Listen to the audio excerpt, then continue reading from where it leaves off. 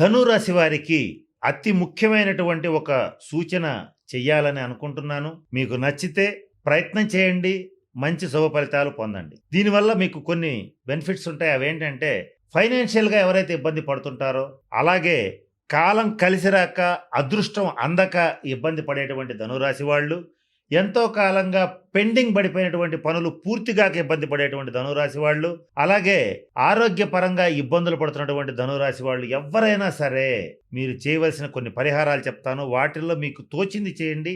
ఏది చేసినా సరే తప్పనిసరిగా మీకు మంచి ఫలితాలు ఉంటాయి. వీటితో పాటుగా నేను చెప్పబోయే పరిహారాల్లో మీరు ఏదైనా ఒక ముఖ్యమైన నిర్ణయం, ముఖ్యమైన పని చేయాలనుకున్నప్పుడు ఇది చేసి అది చేస్తే మీకు విజయం తథ్యం తథ్యం తథ్యం. వాటిలో మొట్టమొదటిగా ప్రతి గురువారం నాడు విష్ణు సహస్రనామ పారాయణ చెయ్యండి.